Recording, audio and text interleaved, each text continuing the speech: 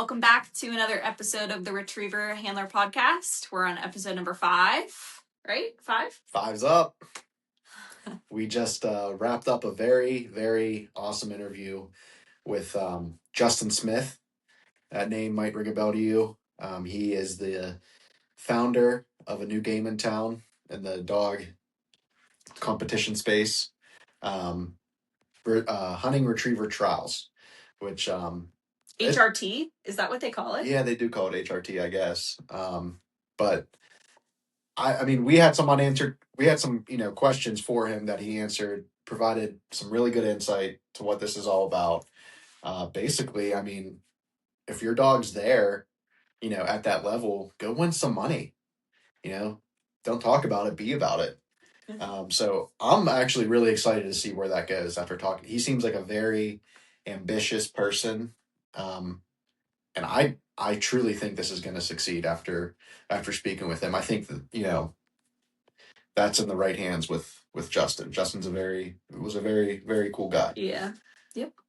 Do you want to talk about, I guess, our first sponsor? Yeah. So I guess first Retriever Handler Podcast sponsor, Alpha Dog Nutrition.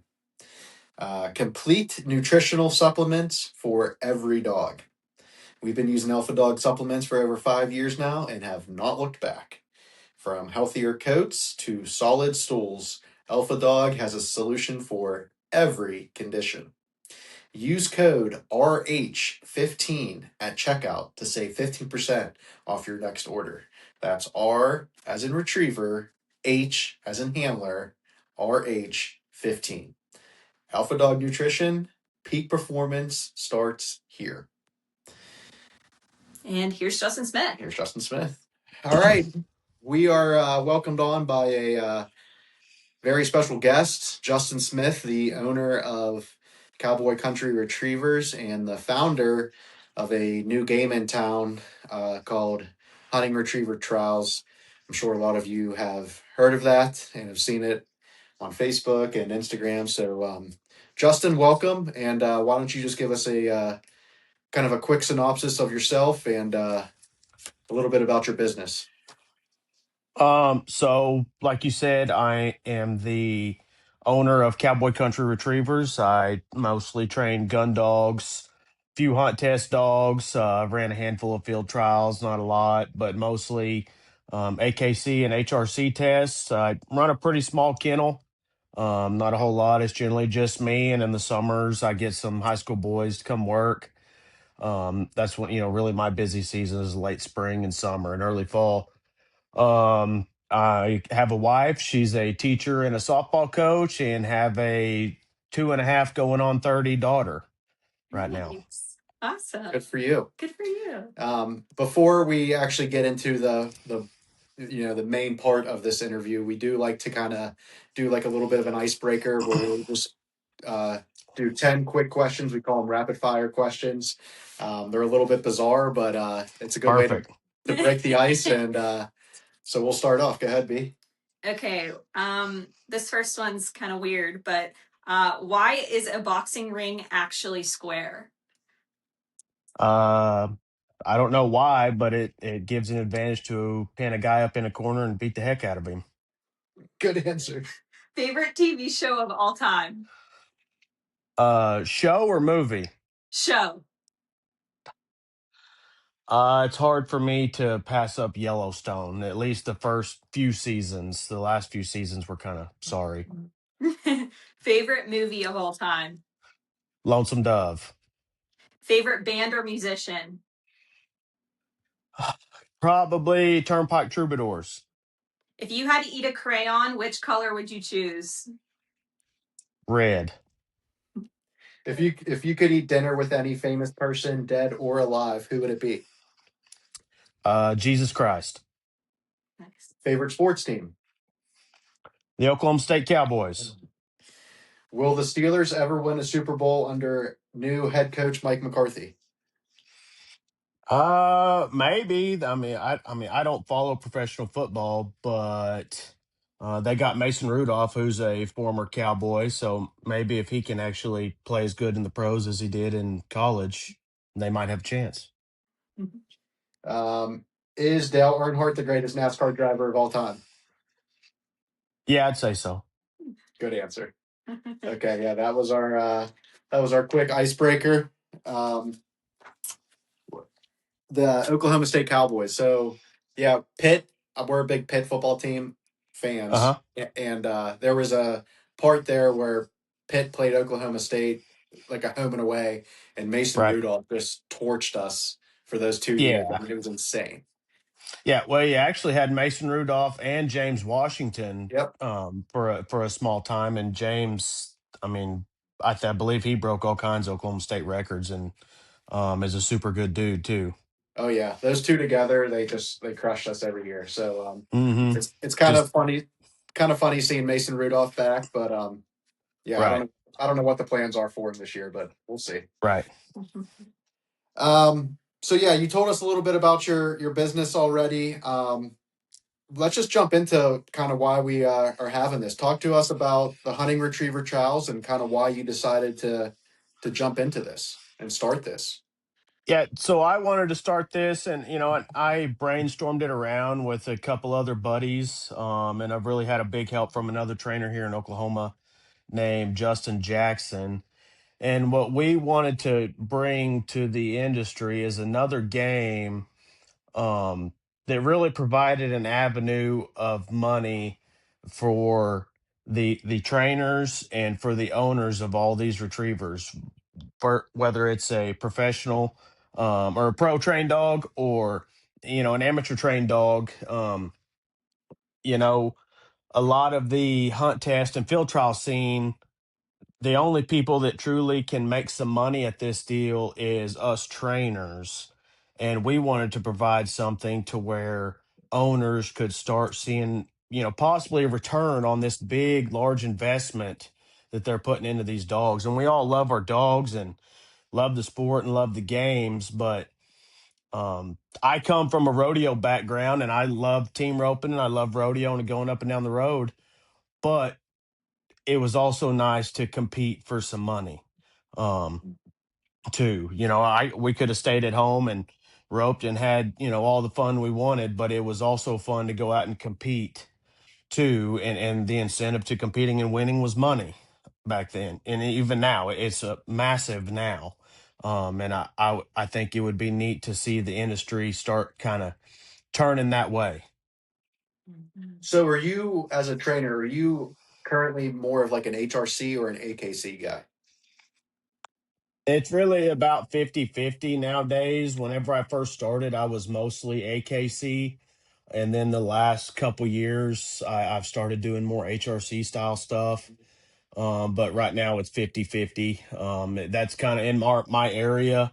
We got a lot, say not a lot. There's probably three or four HRC clubs and three or four AKC clubs here within 3 or 4 hours. So it's pretty convenient for me, and so I just try to do it all. Okay. So when you're at these tests, did you always think that maybe these tests perhaps lacked something that you could, bring to the table in a better way, or are you just strictly doing this because you think that these people can win some money? Maybe a little bit of both. I just, whenever I first started, I was, the new guy. I started with my first dogs and trying to learn the best I could and get better at this. And not that I got great or got better than anybody else, but I consistently was making master dogs, making finish level dogs. Um, and then, it was okay. Now, do I have these dogs really good? Do I go and run field trials or run the SRS? But here back at home, my bread and butter that earns the living for my family is really the gun dogs that we take in for training. And that's folks that, don't want to play the hunt test game. And early on, I used to push a lot of folks to, they have a really nice dog. And I'm like, hey, what do you think about running these hunt tests? And they all ask me, and they're like, well, what do we get out of it? What's the big, goal? And I was like, well, if you get 4 passes in the juniors, we get a ribbon each time, and they get this junior hunter title. And that I bet 95 asked me, they say, so we don't win anything. And I was like, what, you really, you don't win nothing. But so and then that stuff like that is what got my wheels to spinning, because there was a lot of really nice dogs that if left in training long enough could have made master level dogs. But that investment, a lot of young kids, young families, they just couldn't afford to pursue that, the time frame that it takes to get a dog to that level to compete, or to have a master level dog. So typically they're in here to 4 to 6 months. They get their gun dog training. They could have easily, got a started title or a junior title, but at that level, they weren't interested in spending the extra money for entry fees and expenses on going to the tests and stuff like that. So it made it really hard, for those young folks to want to get into the hunt test game. They like the thought of it, but a lot of people, at least around here, they like the thought of competing and bragging about their dog, being better than this or that, than just collecting a pass. Right. Yeah. And I love that too, because it is so expensive. Like the sport itself is crazy expensive. So Right. hearing that is awesome. So I guess explain to us like the divisions and like what is kind of being tested at those divisions, each one. So we have two divisions, which is the open level division, which so that'll include professional handlers, amateur handlers, open. Whoever handler wise wants to run that dog, and then we have the amateur, um, side, the amateur division. So as it says, that's amateur handlers, and then we have the youth division. So it's then the youth is kids 18 years and younger. Within each division, minus the youth, let's just say we got the open all age division, which is all ages of dogs. Any dog of any particular age can enter. The next class down is the intermediate class. So it's dogs, 5 years, the day they turn 5 years old and younger, can enter that class. And then we have a futurity class, which is dogs the day they turn 3 years old. So 3 years old and younger is within those classes. The 3-year-old dogs can class up and compete in the intermediate, and they can also class up and compete in the all age. Same thing on the amateur side. Mhm. So, and now with each of those, so say the 3-year old and below, what does that test look like? The test is going to be the exact same for the futurity dogs as it's going to be for the all age dogs. We're going to run all of them together. Each division is going to be run together. So the open side, all classes are going to be run together. It's going to be the same set of marks and the same blinds. That way, our judges aren't just they're not going to know. Okay, Jane Doe's over here with a futurity dog, and then the next guy in line is John Doe with an all age dog. We want them judges not, in a way, the human behavior taking effect and seeing that, they might just judge a futurity dog a little lighter than they may judge the all age dog, or vice versa. So it's the same setup, it's the same type caliber of dogs is going to be competing, across the board. That's why we set that futurity age class at 3 years instead of, say like the AKC Derby is 2 years. So we Right. expect a dog to be able to pick up multiple marks and run nice blinds. Gotcha. Okay. Um, And it's the same judges for each one then, right? Yes, the open Okay. will have a set of judges and the amateur will have a set of judges, and the youth will run with on the amateur side as well. Yeah. And what makes an amateur in your test? Well, but somebody that owns and trains their own dog. So it's basically owner handler type stuff, or even a person that has their dog on a pros truck. They Mhm. do this at field trials. The professional shows up and runs the open. The amateur takes their dog off the pros truck and goes over and runs the am.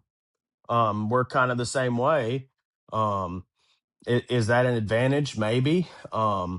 Versus the person that lives with their dog, they got the one dog and they spend countless hours of time with that dog, and they have a different type of relationship.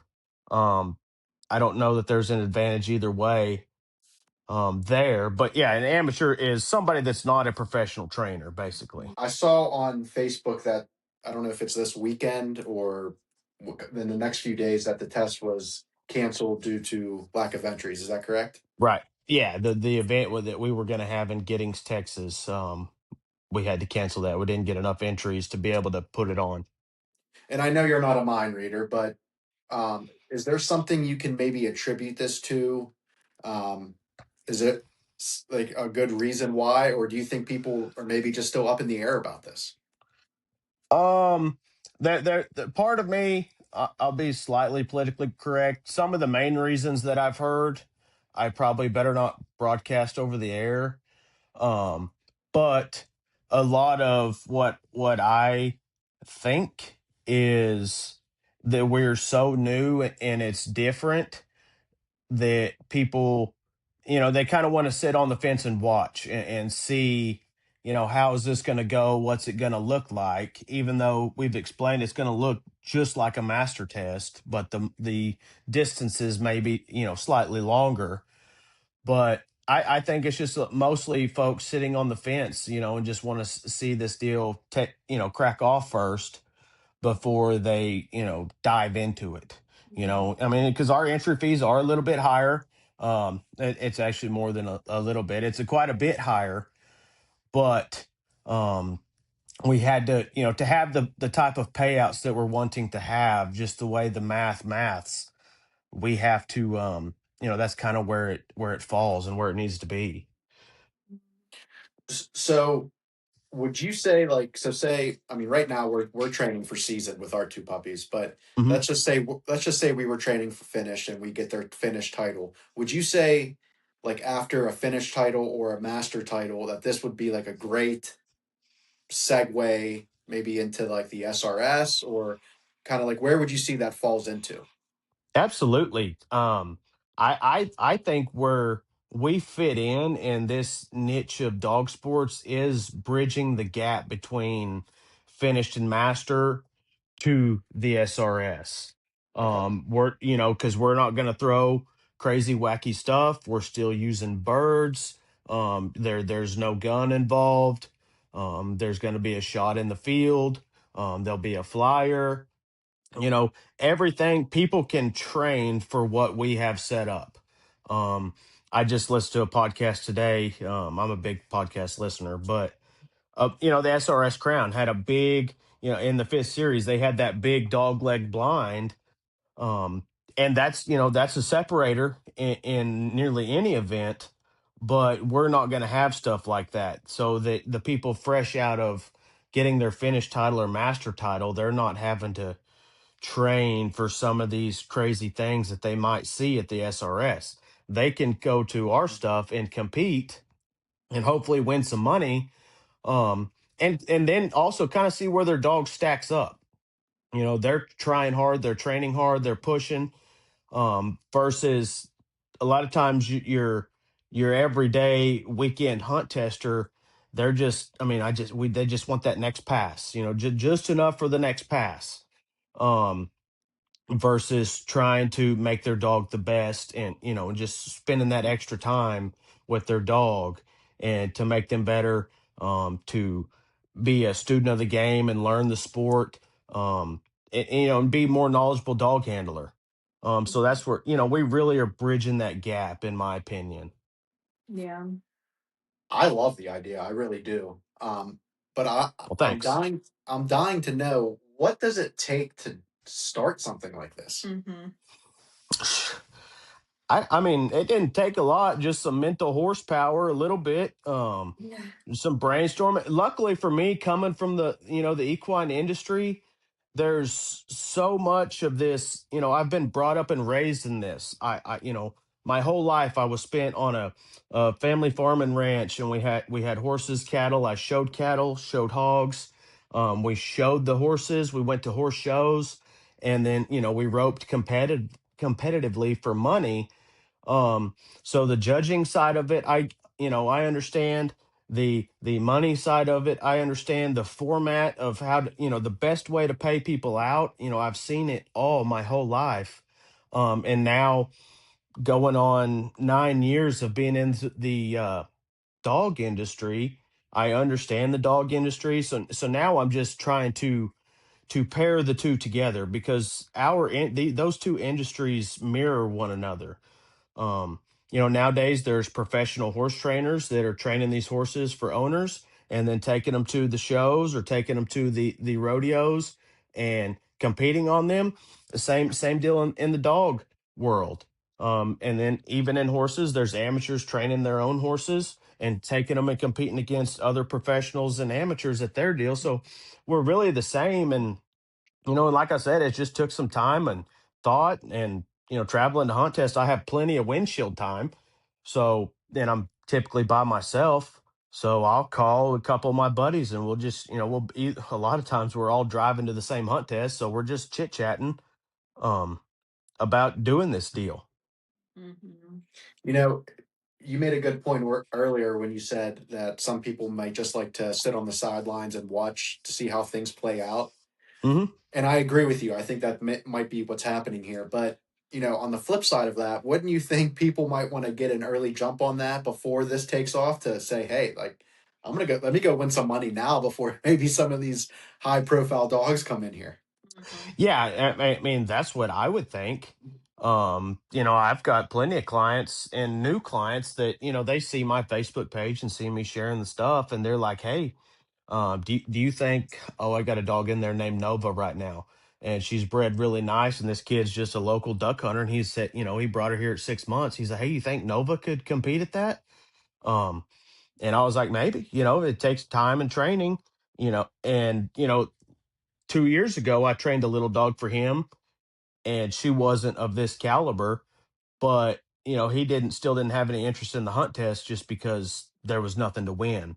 So I think this getting the competitive spirit in people and people wanting to be not necessarily early adopters, but wanting to get in on it early and get it while they can, um, and just be competitive.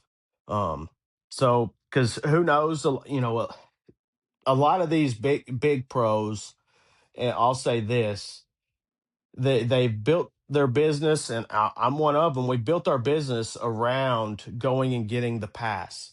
Our clients are happy. We got done what we said we are going to get done, and we go get the pass. The dog gets the title. They take them home, or we keep going, and they're happy as a lark. They might breed that male or that female, who knows? But this deal now, a trainer, say like me, you take a truckload of dogs there and only one of them wins, then you got to tell six other clients how come, Fido and Sissy didn't win, but Brutus did. Right. So that that can be a tough conversation versus blaming the judges on why the dog failed or we got a bad throw, blah blah blah.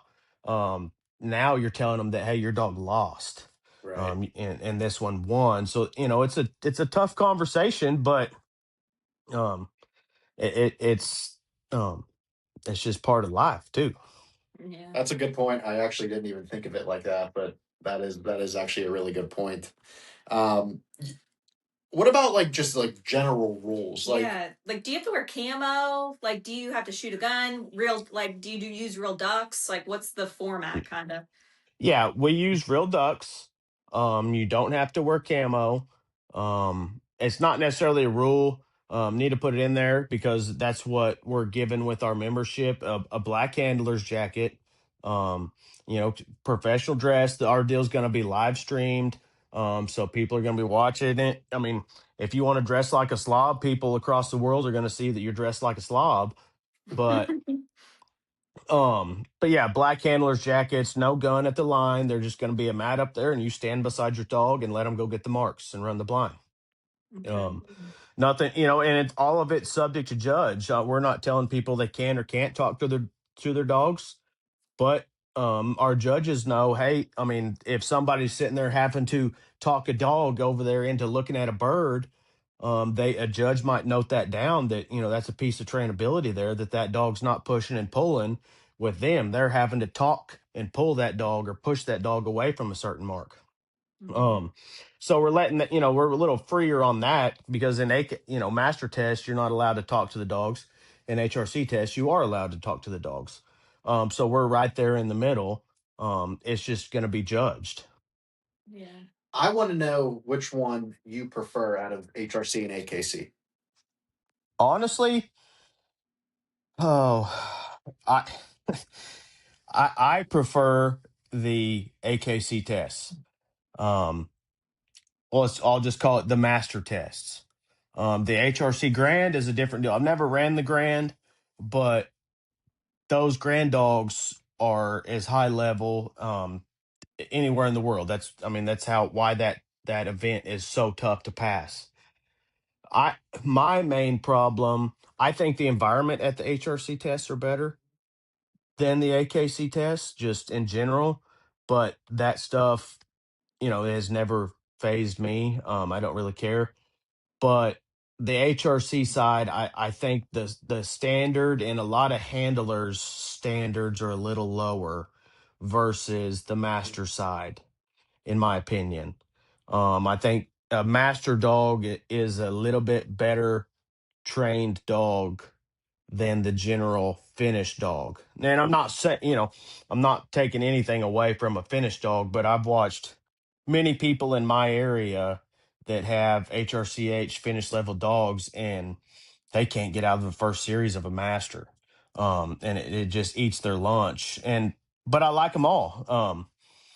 So that's pretty controversial, but that's just my opinion. I just think the AKC style produces some better dogs. Not in the end, but title for title, I think the master is a bit better. So for the judges, where do you get your judges at? Are you looking in HRC, AKC, neither? Are you just doing maybe pros, or who are you getting to judge? All across the board is what we're looking for judges. Okay. And Justin Jackson's who's helped me a ton with the judges, and we both like it doesn't matter if you're a field trial judge or an HRC started judge.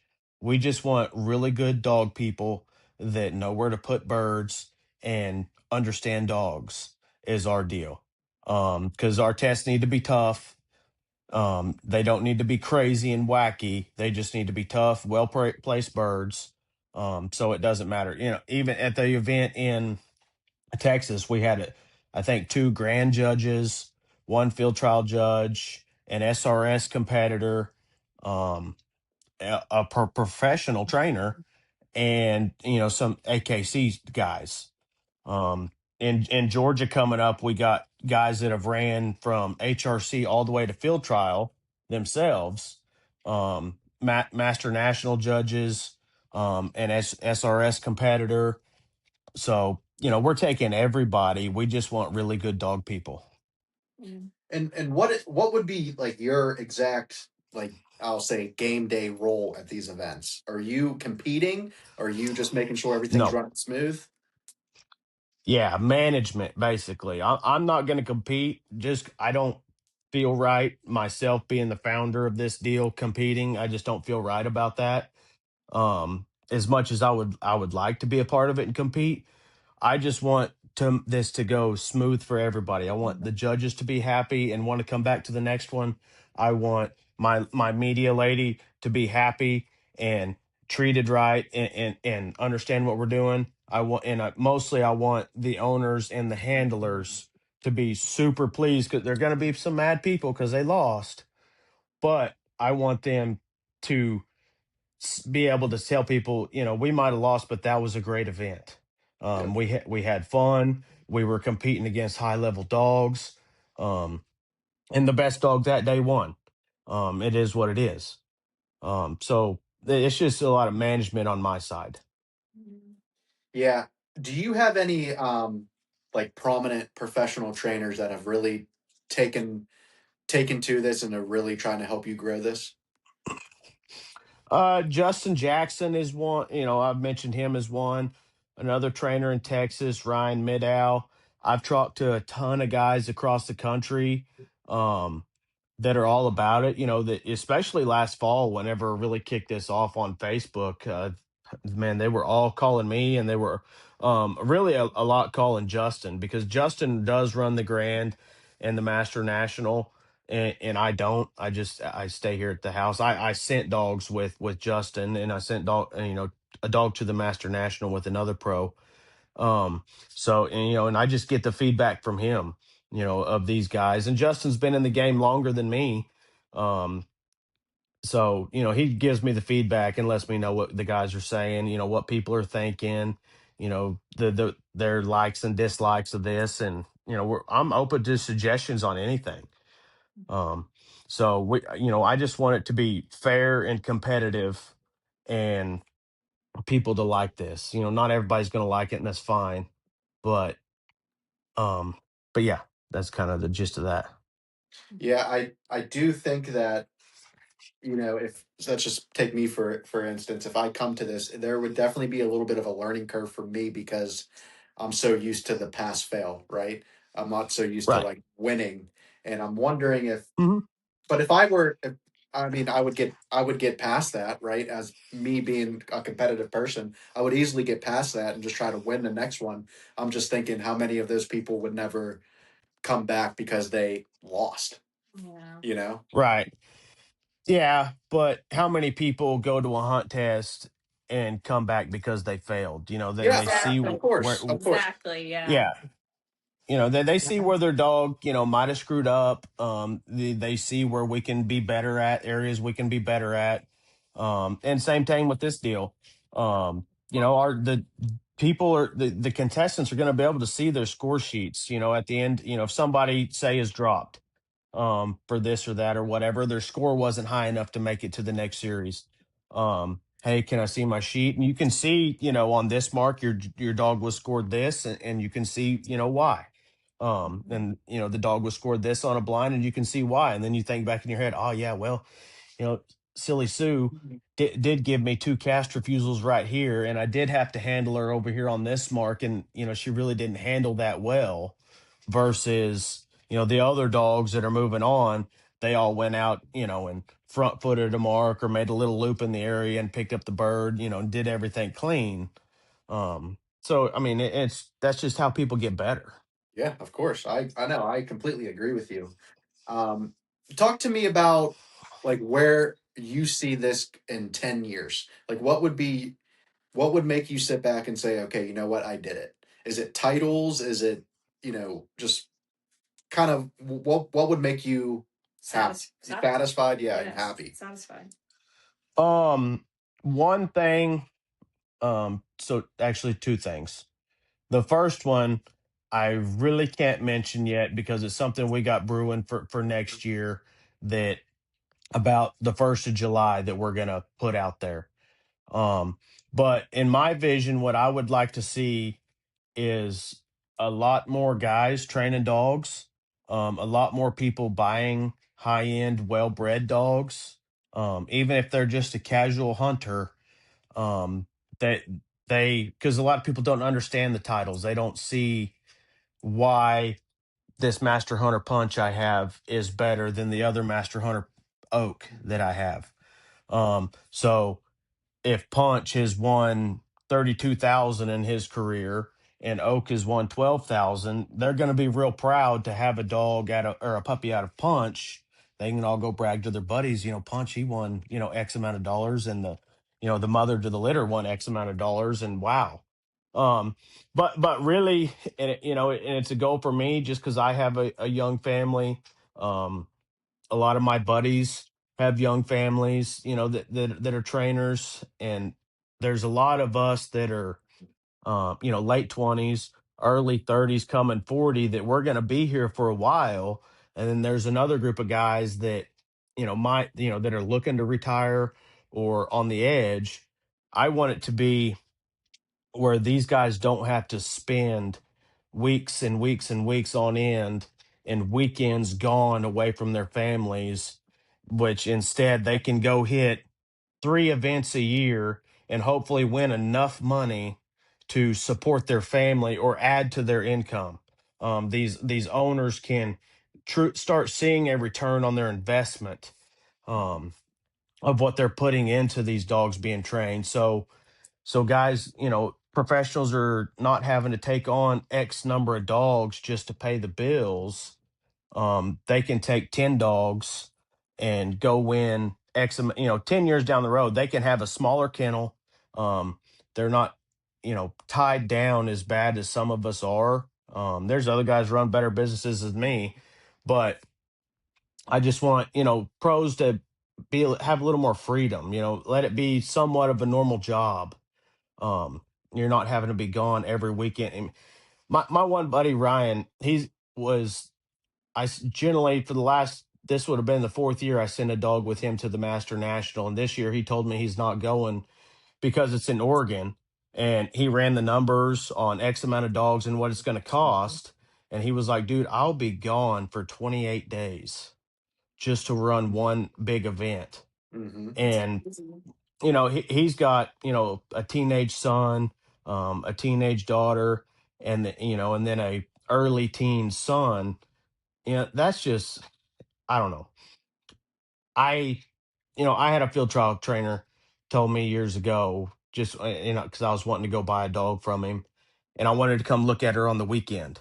And he was like, "Well, I don't do dog stuff unless I'm at a field trial on the weekends." And I asked him why. He told me, he said, "I got one shot at being a really good dad." And he said, "The times I'm not at a field trial, I'm giving it to my family." So I think about guys like me with a young family, um, and either some of the other older pros that I know, of how much they missed to build the career they have. Um, and I would like it to be the other way around. Really, future, 10 years down the road, thinking that's what I really look for. Because, that's what changes industries. And, um, you know, people don't know this. The divorce rate in the dog trainer career is fairly high also. So Don't say just like that. any just like any professional athlete, you're just gone so much. Yeah. And it puts a lot of strain on families. So if I can find a way for guys that can earn a solid income aside with the training they have now, um, and be able to stick at home with their families for longer, that's what I would really want. That's very respectable. Yeah. Like that was probably the best answer like we've ever gotten. But it's like so much time and so much effort, and I love that you're trying to do something that will make like pro trainers' lives easier. It's just great to hear. Go You ahead. mentioned earlier that you don't want to bring something up that's going to be happening in the future. If you want to throw out some breaking news on the Retriever Handle podcast, I mean, feel free. Well, give me a few weeks or months and let me iron out some more details. I have a few feelers of it out to, right now, to some guys I trust. And it's nothing new to the world. It's just really new to the dog industry. Um, and it'll change the way, um, how's the best way to put it?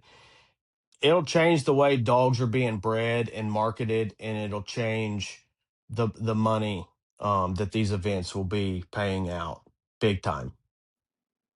Awesome. I look forward to hearing it. Me too. Let's see. What about, sponsors? Are you have you gotten a lot on board already? And what would be like a pitch for newcomers to come on board? Boy, I have tried my hardest. We do have Purina as a sponsor, um, and Ray and Carl Gunzer and those guys. I'm a Purina guy. That's what I feed. But I thought about entertaining other dog food companies, but just what Purina does for this industry in a whole, I did, and the relationship that I have, and especially what Justin Jackson have. I told Ray it just doesn't sit right in my gut, taking on a sponsorship from anybody else, honestly. And and and it's really more just Purina's kind of giving us the name and saying they're there to support us. There's no money, there's none of that, but um, it makes me feel good having their support. Um, but the biggest pitch that I have tried to portray to a lot of um, different companies, and it's tough because we're really new, but and I don't know how many people have tried to run the numbers on this deal, but these events cost a lot of dang money to just run because unlike other organizations, we don't require the host of where we're having the event. All I need from them is some workers. If you can find some workers in your area, like in April, we're going to Mossy Pond in Georgia. I can't haul 9 people with me down the road 15 and a half hours just to go throw birds and put them up in a hotel and all that. That's all I ask of our deal. But, we're paying for the birds, supplying the meals, um, pop up tents, blah blah blah, all the stuff. So the sponsorship helps us, do what sponsors do is help put on events. Um, but the big thing that I was pushing is 40% of the sponsorship dollars that we can get will go towards added money for these competitors. So say X competitor sees that I don't know, Dive Bomb Industries. I'll just throw them out there is sponsoring this event, and they got to take home a couple extra $1,000 worth of cash or a check, and they're like, Dive Bomb really helped boost that payout. I might buy a handful of their decoys, or they got these new pants that look pretty slick, or they got bumpers too. Maybe I'll get me some Dive Bomb bumpers. They're kind of expensive, but I want a couple extra thousand at this event. I can afford it now. Um, Yeah. so that's where the sponsorship really comes in to help us. The live stream that I have, it's pretty expensive just to do. It ain't bad, but a lot of them we can run commercials on our live stream, just like an NFL Steelers football game. We go to Rebird, we can put out different commercials for whatever companies, and who knows, we might have 2 people watching the live stream, and we might have 20,000 people watching the live stream. Yeah. um but all this is going to take time, and it'll get there. um I was pushing for the sponsors pretty hard, but now that we're getting down to the really event time, I'm just focused on, getting these events off the ground and going. No, understandable. You mentioned workers, and that kind of got me thinking. Are you maybe like partnering with local clubs to get some of their workers, or are you kind of just leaving it up to the whoever owns the property, or how's that work? Yeah, both. Say the only real club that we're going to is in Arkansas, the Firewater guys down there. And that's a whole big group of amateurs, and they'll probably be running, but they can help, with their either members that may not be running, or just, some kids, whoever, some flyer shooters. Yeah, that's where, the help we need. But, we're going to Mossy Pond. They got a slew of workers. Um, what else we got? Flint Oak in Kansas. It's very similar to Mossy Pond. It's actually a lot larger facility. They have workers. um, so yeah, I mean that's just a big deal. Let's say someone is on the fence about doing this and they're listening to this podcast right now. What would you say to them to get them to join and try one of these out? I would probably tell people if you sit on the fence long enough, you'll get splinters in your ass. Um, and you'll be sitting there wishing, I should have got in early. Um, or it's fine. Wait. Maybe they're sitting on the fence because they have, a young master dog, and they're a couple weeks or a couple more months they'll be really rocking and rolling, and that's fine. And even to the trainers, um, you go out there and start kicking some butt at these deals. Um, like I mentioned earlier, you could start having to take on less dogs and increase your your fees to run, because if you're the guy going across the country kicking butt, people are going to be blowing up your phone. Mhm. Because you're winning. People want their dogs trained by winners. Yeah. So, and that's why, nowadays a lot of guys, they do the ribbon picture with all the ribbons across their dash. Ooh, wow, look at all them ribbons he won. Mhm. Now you have 3 or 4 checks in your hand.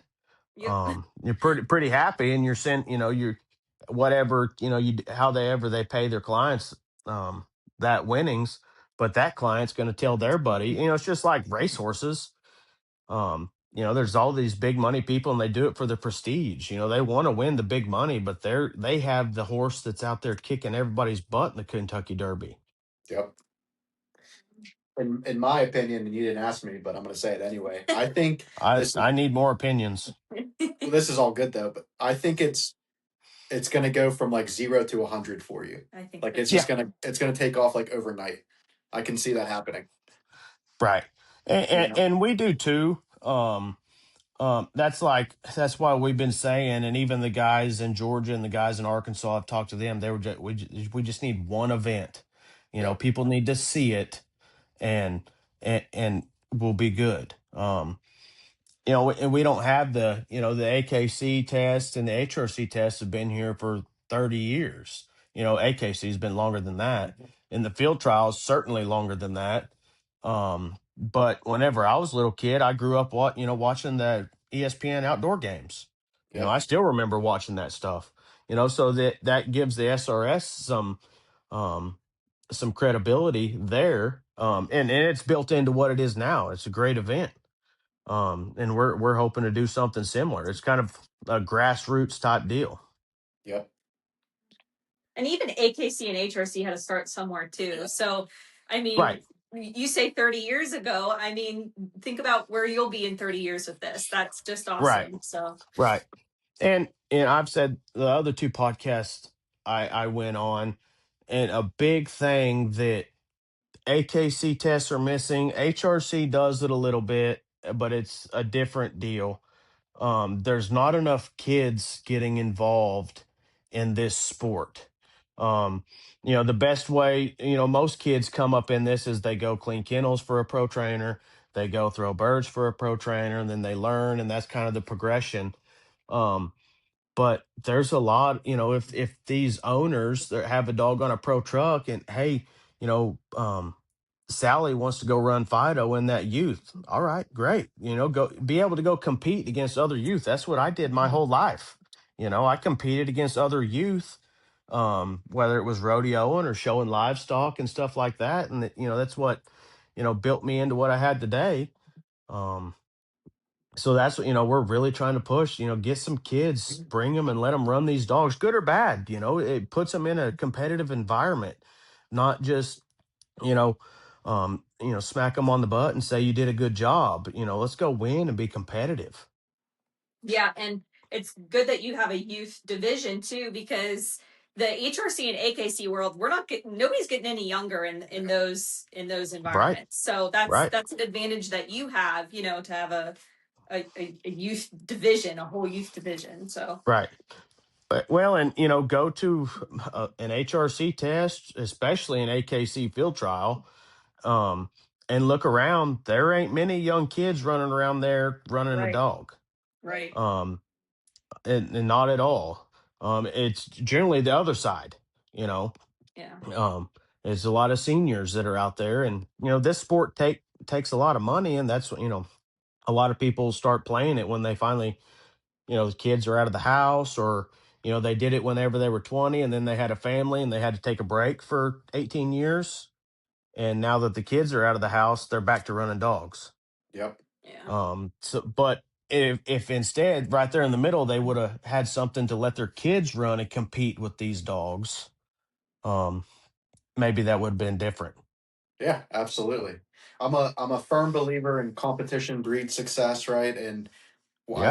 I like what you're doing, and kind of I'm going to say disruptor in the industry, and I mean that in a positive way, because Right. now maybe whatever you're doing, maybe that's going to push AKC and HRC to start doing some things differently too, right? Because Right. who knows? Maybe you get all the success, and it's going to start opening eyes. So I applaud what you're doing, and I can only imagine all the work that you put in thus far. Yeah.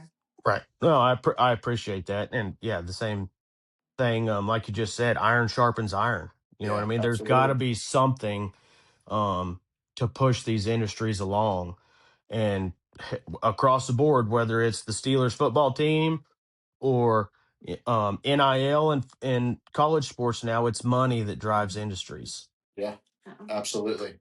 Is there anything else you want to mention about this whole thing that we maybe didn't, talk about that you just want to throw out there? Before we close out. Mm, yeah. Mostly, if somebody has questions, just call me. Like I answer the phone as good as anybody there is.